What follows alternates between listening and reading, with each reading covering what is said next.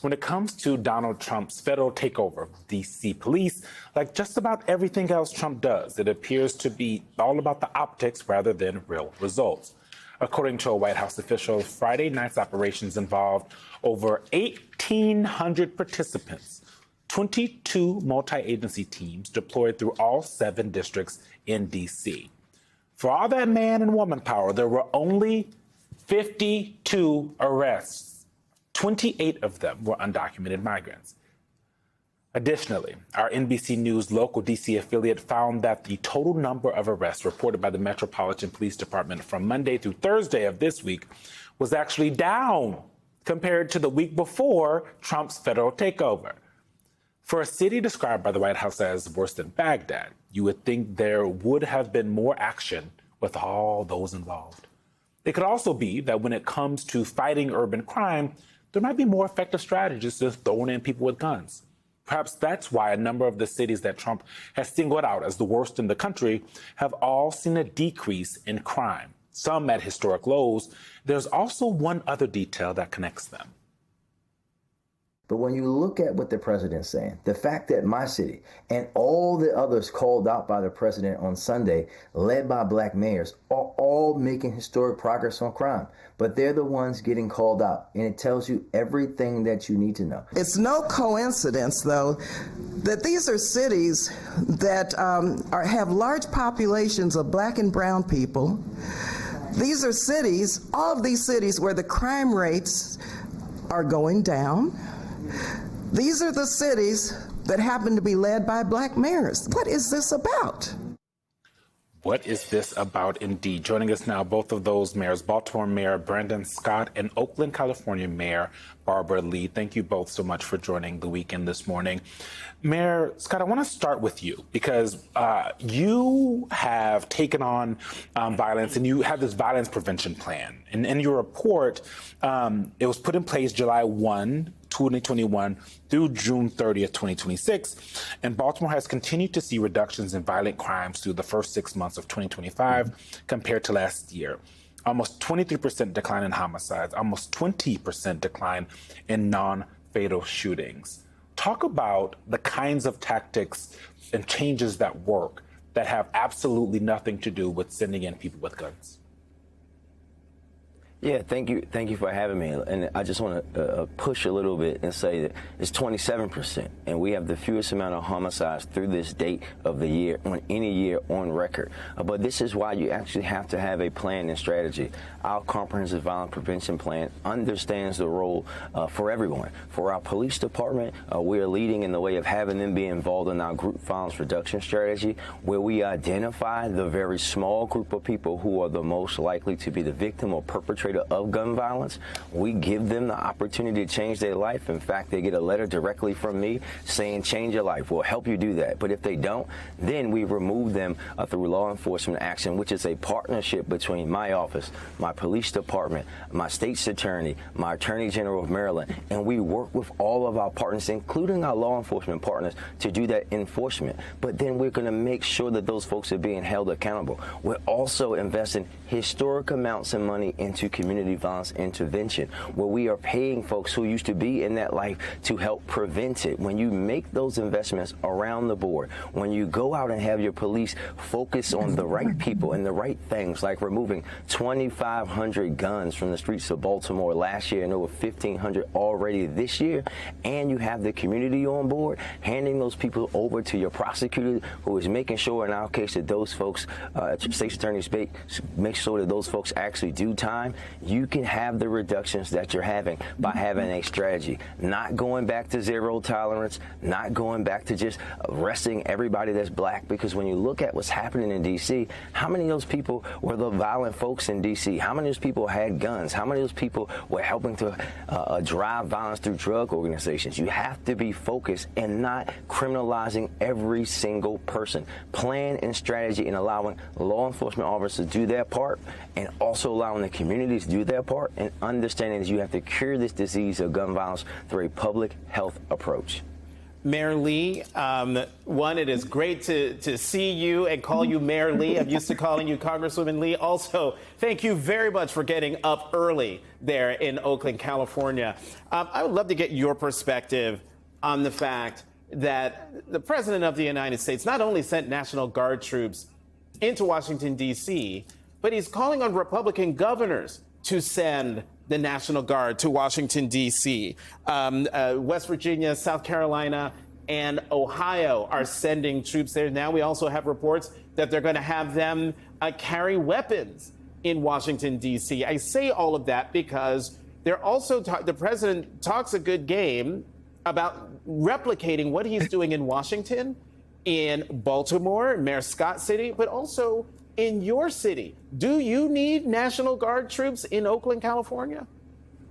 Jonathan, it's really good to be with you this morning, and also, of course, with Mayor Scott. And let me just tell you, this president is fear-mongering. He wants to militarize our cities, to occupy them with an outside federal force. And that is very dangerous. This is part of his effort to dismantle our democracy. And with regard to Oakland, we have our strategy also, similar to Mayor Scott's, on focused deterrence. Our crime rates are going down. We have our Department of Violence Prevention working with our police department and ceasefire. And in fact, the strategy, again, is very similar, reducing gun violence overall, which helps reduce assaults, assaults, burglaries, robberies, and in fact, we have a significant reduction in crimes, and we're going to keep at it. We're working each and every day so that everyone in our city makes sure that they are safe and that they feel safe. But for this president to threaten to send the military in to occupy Oakland, Baltimore, and other cities led by black mayors, first of all, this is a dog whistle. We know that. He's not telling the truth. We know that. He wants a military force to provoke chaos in our cities, and we're not going to let that happen in Oakland. We know that. And they want to intimidate our immigrant community with ICE raids. We know that. We have a large immigrant community here in Oakland. We're circling the wagons with our plan to protect our immigrants. And so it doesn't make any sense. He needs to be investing in public safety strategies. He needs to be addressing housing. He needs to stop withdrawing federal investments from education. He needs to address poverty, and he needs to be a good partner in our cities, which want our cities to continue with this trajectory. And so, no, we understand this person. Remember, Jonathan, finally, I'll just say, I was on the floor of the House of Representatives on January 6th when he sent his people in there to thwart the peaceful transfer of power, caused chaos. People died, barely got out of there. I've served in Washington, D.C. during his first 4 years, so I know who he is. Nobody in Oakland knows his playbook like myself. And we're going to push back, and we're going to keep making sure that we keep our communities safe and keep on this trajectory. And we have a lot more work to do, but it's a lie that Oakland needs to be trashed, as he said in his press conference, in terms of just the despicable comments he made. Mayor Scott, when you add cops, military, people with guns into a community that is saying we don't want this and we don't need this, it increases the possibility for conflict, right? And now these reports that some of these folks, these guardsmen will be armed when they haven't been before. This is also an example of Donald Trump poking people and hoping for an overreaction.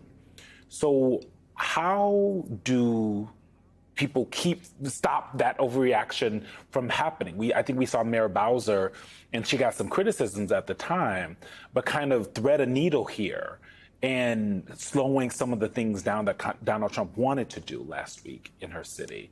But what are you and the other mayors, because I assume there's like a black mayor group chat. Feel free to throw me on it.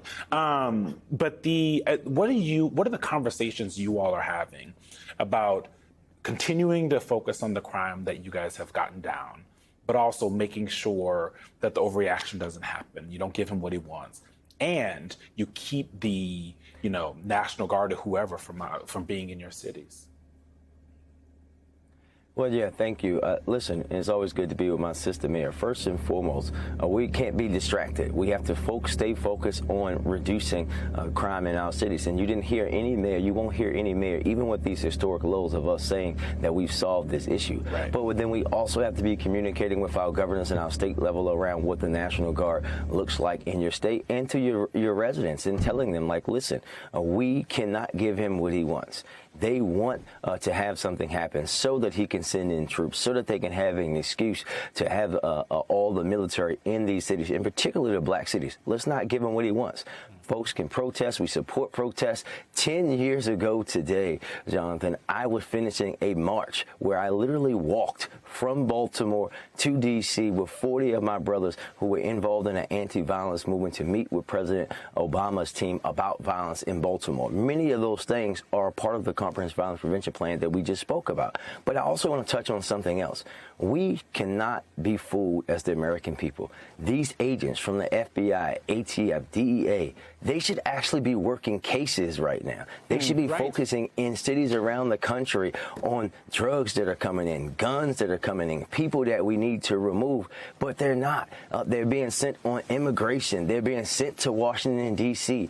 The president could help us by focusing on allowing them to go back to where they assigned to and working on the actual cases for actual violence. But we also could have he could send all these troops to places that we know these drugs come in and stop the drugs from coming in the first place. This is nothing but a big dogging pony show to make people look like everything is so bad in these big black cities. These agents do a great job of their real job. They don't come out and walk in police communities. That's not what they do. Allow them to focus on holding traffickers accountable. That's what we should be doing with these agents. Congresswoman Lee, we are out of time, but I can't have you here and not have you put all of this, what we're going through, in perspective. And I say that because for a lot of people, Mayor Lee, they might not know your history during the civil rights movement, your work with Shirley Chisholm during her presidential campaign. So you have seen a lot and lived through a lot. Just